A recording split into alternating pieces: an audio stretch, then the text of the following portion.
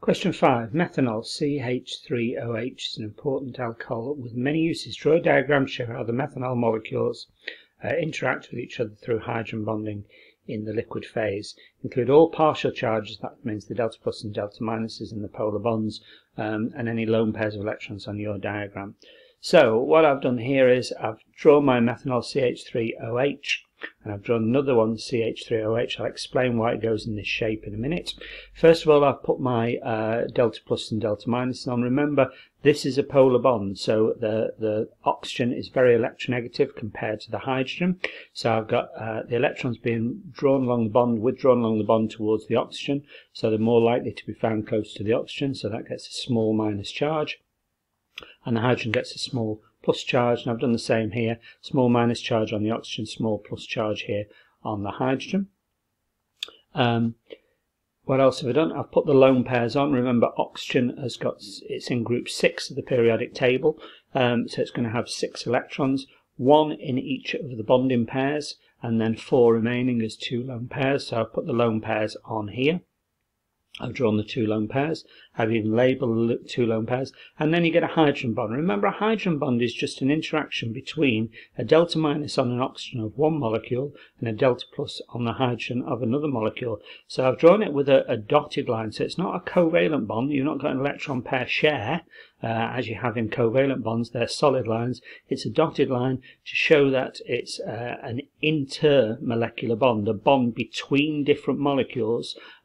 It could be something very weak like a van der Waals bond, which is just the attraction between the protons and electrons in opposite molecules, or it could be something like a dipole-dipole, where you have got polar bonds but not oxygen bonded to a hydrogen, or a nitrogen bonded to a hydrogen, or a fluorine bonded to a hydrogen, where in these cases you've got very different electronegativities. You've got very large delta plus and delta minuses. It could be something like a C to a Cl or something like that, where you've got smaller polar bonds, and that's called a dipole-dipole attraction. But in this case you've got a hydrogen bond because you've got very, very large polar charges here. Delta plus and delta minuses are very large when you have an oxygen bond to hydrogen, a nitrogen bond to hydrogen, or a fluorine bond to hydrogen, because they've got very different electronegativities. So I've drawn the hydrogen bond here, a very strong bond, so methanol is going to have a relatively high boiling point compared to something else that's maybe got dipole-dipole attractions or van der Waals attractions. And the final thing for the final mark here is to make sure your 2 oxygens are 180 degrees apart, so they're in a line, because these lone pairs will repel. So those 2 lone pairs will repel as far apart as possible. I know somebody might say, well, how come the 2 delta pluses don't repel? How come it's the 2 delta minuses? It's not that, it's the lone pairs. It's the lone pairs that are repelling as far apart as possible, and that's why it's in a line. And then these other branches, the H and the CH, can be anywhere. So they could be anywhere, it doesn't really matter. They could be, that CH3 could be up here with 2 lone pairs here, and the H could be across here with 2 lone pairs here. They will go in a V shape, so you can't have the CH3 out here and 2 lone pairs opposite, because due to electron pair repulsion theory, the 2 lone pairs repel each other as far as possible, then the lone pair to bonding pair repel each other next in terms of repulsion, and then the 2 bonding pairs are pushed close together. I think that's part of the next part of the question. So it is going to be a V shape or a bent shape for each of these molecules. But as I say, the H could go up here, or you could have it the other way around, where the H is down here and the CH3 is across here, as long as it's bent shape. The main thing is that 2 oxygens are 180 degrees apart in a straight line. The bond angle around the oxygen atom in a methanol is slightly smaller than the regular range of 109.5. So these 2 bonding pairs are being pushed closer together, in other words, to make a bond that's closer together, 109.5. So remembering something like methane, where you've got 4 bonding pairs repelling equally in a tetrahedral shape, then the bond angle is 109.5. As soon as you replace a bonding pair with a lone pair, in something like ammonia, where you've got 3 bonding pairs and 1 lone pair, then the bond angle comes down by 2.5, down from 109.5 to 107. And then if you replace another bonding pair with a lone pair to make 2 lone pairs and 2 bonding pairs, in something like methanol or water, something like that, then the bond angle comes down by another 2.5, so it comes down from 109.5 to 107, and then again to 104.5 to make a V shape.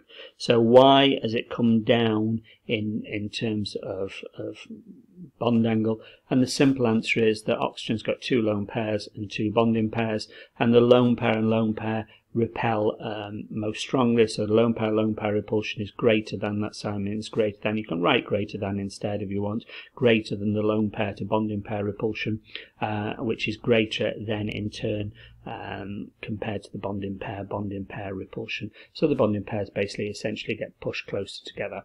Methanol is made by the reaction of carbon monoxide with hydrogen. The reaction uses a copper-based catalyst, a pressure of 10 megapascals. So that's a large value, and a temperature of, so it's 10,000 kilopascals. It's 10,000 pascals. These, so in other words, using a high pressure. There's no calculations involved in this question. These conditions are used to provide a balance between equilibrium yield, reaction rate and cost. Describe how the use of catalysts and changes in pressure and temperature affect the equilibrium yield, reaction rate and cost. 6 marks. This is the hardest question on the paper so far, possibly the hardest question of all on the paper.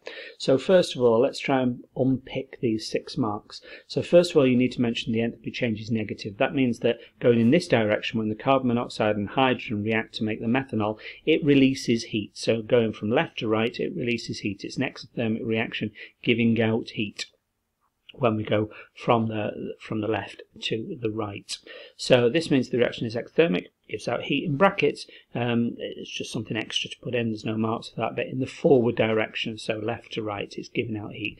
Therefore, if you lower the temperature, by Le Chatelier's principle, what Le Chatelier's principle says is that if you lower the temperature, it's going to oppose that change. So this equilibrium is going to shift its position to try and increase the temperature. In other words, oppose what you've just done.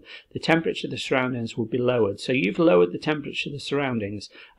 So if you lower the temperature by Le Chatelier's principle, the equilibrium is going to shift to the right hand side to try and produce more heat and try and increase the temperature.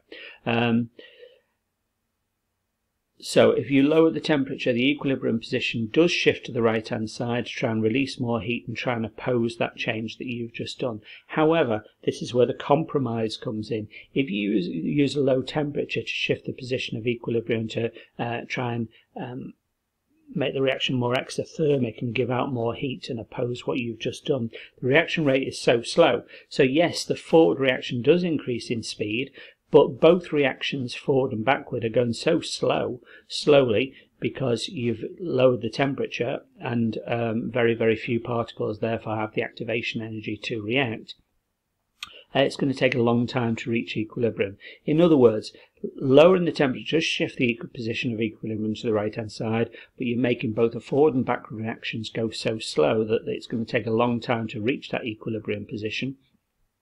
And therefore you're going to have to use a slightly higher temperature, and so therefore that's called a compromise temperature. That's going to increase cost. Remember, there's part of the question here that says cost. So if I increase the temperature, it's going to increase cost. So I've got to use a compromise temperature, something not too high so that it shifts the equilibrium to the left hand side. I want to shift it to the right hand side. I want to use a low temperature to shift it to the equilibrium to the right hand side. And release some heat and get some methanol made, but I don't want it too low that the rate of the forward and backward reactions are so slow that it takes a long time to reach equilibrium. So next, pressure. There are 3 moles of gas on the left of the equation, 1 on the right. Look, 3. 1 mole and 2. 1 add 2 is 3. 1 mole on the right hand side. So there's more moles of gas. There's a greater volume on the left hand side than there is on the right. The gas on the left hand side take up more volume at high pressure, so I'm going to increase the pressure. At high pressure, Le Chatelier's principle shifts to the right, because if I increase the pressure, it's going to try and lower the pressure. How can it lower the pressure? It can lower the pressure by lowering the volume. So if I want to reduce the pressure, I can reduce the volume. So lowering the pressure, lowering the volume. So if I increase the pressure by Le Chatelier's principle, it will try and lower the volume.